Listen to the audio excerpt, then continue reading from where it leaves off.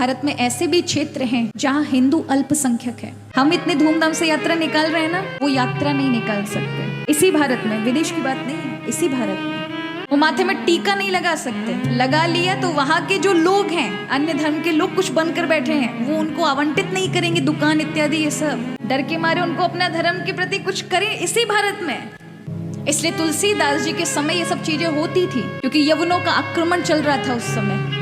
तब गुसाई जी ने रामायण अपनी कलम से, रामचरितमानस लिख करके पूरे जो बिखरे हुए हिंदू थे उन सबको जोड़ लिया। हम जातियों में बिखरे थे इसलिए हम लूटे जा रहे थे। आज भी हम कौन से इन्हीं चीजों में, फिर भी इतना सब कुछ हो जाने के बाद भी अभी भी बिखरे हुए हैं। अपने आप को हम कहते हैं पूरे भारतवर्ष में कथा करते, इसलिए पता है, बहुत सोचने वाली बात है कि भारत में ऐसे भी क्षेत्र हैं जहाँ हिंदू अल्पसंख्यक है। क्या है? हम इतने धूमधाम से यात्रा निकाल रहे हैं ना, वो यात्रा नहीं निकाल सकते इसी भारत में। विदेश की बात नहीं है, इसी भारत में। वो माथे में टीका नहीं लगा सकते, लगा लिया तो वहां के जो लोग हैं, अन्य धर्म के लोग कुछ बनकर बैठे हैं, वो उनको आवंटित नहीं करेंगे दुकान इत्यादि, ये सब डर के मारे उनको अपना धर्म के प्रति कुछ करें इसी भारत में। और ये क्यों है?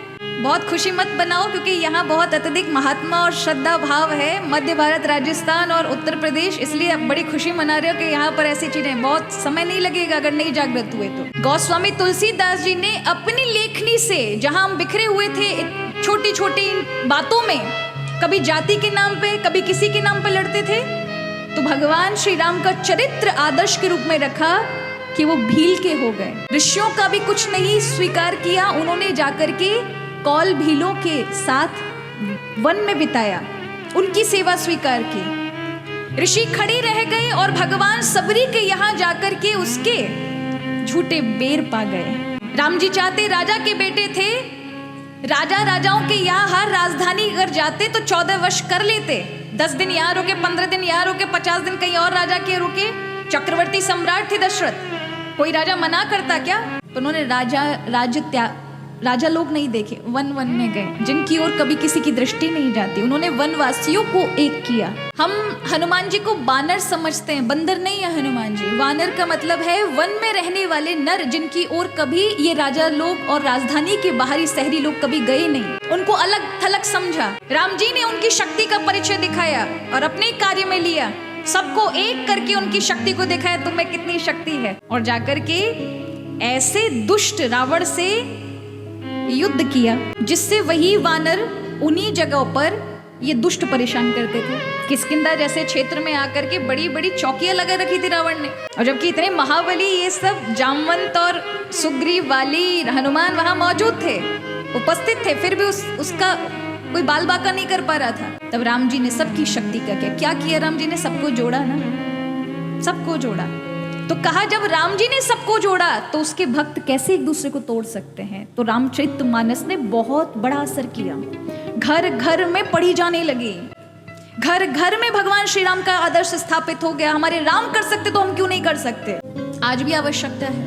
विभीषण जैसी भक्ति नहीं करनी है, घर में बैठ करके चुपचाप एक कोने में राम राम जाप करो, कोई मतलब नहीं। भक्ति तो ऐसी होनी चाहिए कि प्रभु से भी जुड़ाव हो और तुम्हारे जो कर्तव्य है उसके प्रति भी तुम्हें भावना जागे कि हमें हमारे हिंदुत्व के लिए क्या करना चाहिए। जब कोई ऊंच नीच की बात करे तो आपको जवाब देना आना चाहिए। इस विषमता को आपको खत्म करना पड़ेगा। आज आप कहते हैं, आप जातिवादों की बात कहते हैं, जाति पे लड़ते हैं, नहीं। लोगों की लड़ाई आप देखो किस किस पे होती है। अलग अलग जगह पर अलग अलग गुट बना के रख लेंगे, अलग अलग समिति बना के रख लेंगे, और एक समिति अगर कोई अलग अच्छा काम करी होगी तो दूसरे वाला सपोर्ट नहीं कर सकता। क्यों? वो तो उसकी अलग है। अरे तुम भगवान के लिए कर रहे हो, तुम्हें सबको एक होना चाहिए। हर चीज में हमने लड़ाई का हिस्सा बनाया, युद्ध का हिस्सा बनाया। कभी कोई एक बात बना ली, ये जाति छोटी ये बड़ी। आज हम गुटों के नाम पर लड़ते हैं, संस्थाओं के नाम पर लड़ते हैं। मैं नाम तो नहीं लूंगी, अभी मुझे कुछ दिन पहले ही ऐसी चीजें देखने को मिली। कहने को सब हिंदू हैं लेकिन सभी अपना अलग अलग चल रहे हैं। इधर गुट वाला उधर वाले के गुट में नहीं आ सकता। क्यों?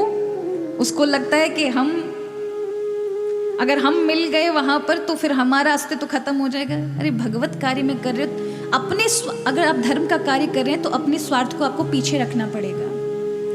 अब तक स्वार्थ करते आए हैं तभी ये सब बंटवारे हैं।